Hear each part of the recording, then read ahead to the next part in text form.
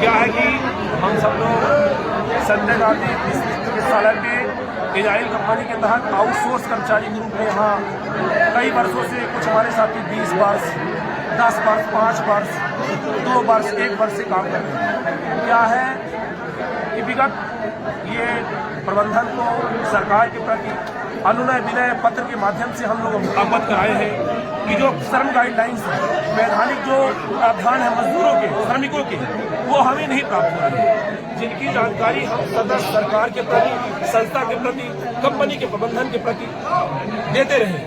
पर जब हमको संस्था से तो पूरा सहयोग मिल रहा है, जो हमारे डीन साहब हैं, जो हमारे अधीक्षक साहब हैं, या कि हाइस कमेटी समिति के जो हमारे मेंबर हैं, वो या कि हमारे जो संघ के साथी हैं, वो सब आवाज उठा रहे हैं।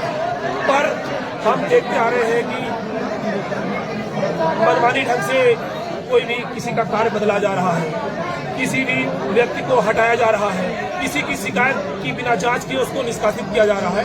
ये अनियमितताएं हैं। साथ सबसे बड़ा मुद्दा हमारा है जो लंबित 11 माह का एरियस है, कोर्ट के द्वारा आदेशित कर दिया गया है, सरकार के द्वारा सहयोग राशि आवंटित करने के लिए आदेशित कर दिया गया है, पर आज भी वो राशि लंबित है, हमारे खाते में नहीं मिली। और उससे बड़ी बात यह है कि राष्ट्रीय छुट्टी के नाम पर महीने हमारे सभी कर्मचारियों के खाते से 230 रुपए अनस्किल्ड का, और जो स्किल्ड सुपर स्किल्ड में है उनके खातों में उससे बढ़ के राशि काटी जाती है। जो मेडिकल कॉलेज प्रबंधन द्वारा कंपनी को 2 साल तक की राशि दी जा चुकी है, पर वो राशि आज तक हमारे कर्मचारियों के खाते पर नहीं आई है। ये दुर्भाग्यपूर्ण और तानाशाही कार्यप्रणाली को कंपनी के इंगित करती है। तो मैं आप सबके माध्यम से प्रबंधन को, अपने डीन साहब को, अधीक्षक साहब को और जो हमारे वरिष्ठ अधिकारी हैं उनको अवगत कराना चाहता हूँ। साथ अभी बीच में 1 महीना पहले एक घटना और हुई। स्किल इंडिया के तहत बिना बताए हमारे कुछ कर्मचारियों का केवाईसी कर दी जाती है, और उनका जब पैसा खातों पर आता है तो ये बता के काट दिया जाता है कि वो पैसा कंपनी दी है। बताइए, सरकार प्रशिक्षण और खर्च दे रही है, पर कंपनियां अपने तानाशाही पर वो पैसा काटने का काम कर रही है, जो दुर्भाग्यपूर्ण व्यवस्था है। मतलब ना तो प्रशिक्षण दिया जा रहा है, ना तो किसी प्रकार की जानकारी दी जा रही है, पर पैसा काटने का काम किया जा रहा है। तो मैं आपके माध्यम से संस्था के वरिष्ठ अधिकारियों से निवेदन करता हूं कि हम सब आपके बीच पीड़ित मानवता की सेवा हमारे सभी साथी 24 घंटे करते आ रहे हैं। आपका जो निर्देश प्राप्त होता है उसको सिरोधार करके कार्य करने का काम हम लोग करते हैं। पर बीच पर ये अव्यवस्थाएं क्यों हो रही है? हमको आखिर क्यों मजबूर किया जाता है कि हम एकत्रित हो, बैठे, गुहार लगाए? क्या व्यवस्था को नहीं दिखता? काटने पर अगर आपको काटना दिख रहा है तो क्या देना नहीं दिख रहा है? तो मैं डीन साहब, अधीक्षक साहब और जो वरिष्ठ अधिकारी हैं प्रबंधन और सरकार के प्रति गुजारिश करता हूं कि जो हमारा मानदेय समय से मिलना चाहिए वो समय से नहीं मिल पा रहा, जो हमारा एरियस लंबित है वो आज तक नहीं मिल पा रहा, जो हमारे राष्ट्रीय छुट्टी का पैसा काट लिया गया है वो आज तक नहीं दिया जा रहा, जो ट्रेनिंग का पैसा लिया जाता है वो आज तक नहीं दिया गया। ठंड का सीजन चल रहा, सूत्रें आज तक वितरित नहीं हुई है। और अगर कोई कर्मचारी हमारा इस ओर आवाज उठाता है तो जो राजनेता उसको अव्यवस्था फैलाने का नाम देके अकारण उसके ऊपर मुकदमे लगवाए जाते हैं। पिछली बार हम लोगों ने उस चीज को भोगा, प्रबंधन और सरकार के प्रति गुमराह करने का काम किया जा रहा। तो मैं ये आश्वस्त करता हूं कि न तो हम गुमराह करने के लिए यहाँ बैठे हैं, न हमारा कोई राजनीतिक दल है। मैं मजदूर हूँ, मेरे सभी साथी मजदूर हैं। इनकी ये पीड़ा है कि उनका जो पैसा काटा जा रहा है उनके नाम पर सरकार दे रही है, संस्थान दे रही है, तो आप क्यों देने का काम नहीं कर रहे? तो मैं प्रबंधन से विनम्र आग्रह पूर्वक ये निवेदन करता हूं कि जल्द से जल्द वो राशि का आवंटन हो, और जिसकी नियुक्ति गार्ड की व्यवस्था के लिए, सफाई की व्यवस्था के लिए, बाढ़वा की व्यवस्था के लिए है तो उससे वो सेवाएं ली जाए।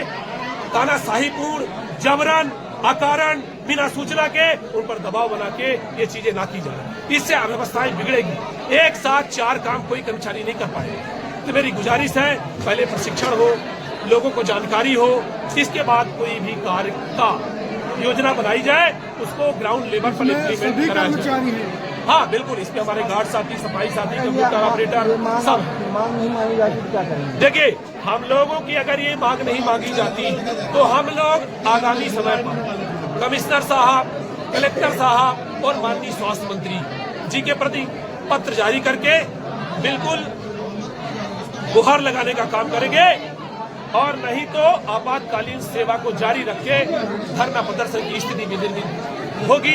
ऐसा हमारे संघ का आदेश है। क्या नाम है? हमारा नाम शिवेंद्र कुमार पांडे है। मैं यहाँ एक सफाई सुपरवाइजर हूँ। 17 लोग 3 महीने से नहीं पाए हैं और आप सब हर महीने 20 तारीख के बाद पेमेंट पाने का काम करते हैं। इसका जिम्मेदार कौन होगा? इसकी आवाज कौन उठाएगा? आवाज उठाना चाहिए। किसने साथ देंगे कि नहीं देंगे? तो ये जो दलाली, ये जो घूसखोरी, ये जो चुल, ये जो हम लोगों को दबाने की कोशिश, ये जो 24 में लगाई गई थी, वो सब कारगर साबित हुई है। हमने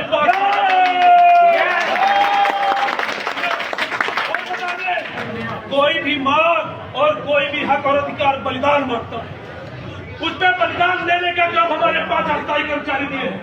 उनको दबा दिया गया है। उसमें 2 आदमी, 3 आदमी, 4 आदमी, आज वो 100 आदमी हक और अधिकार की आवाज उठाने के लिए पैदा कर दिए। कल जब हम की बकाया राशि की मांग करें, जब हम आप संविधान के खिलाफ काम करोगे, ये स्वतंत्र भारत है, लोकतांत्रिक गणराज्य की कर प्रणाली का घोषित भारत है। यहाँ पे सदन है।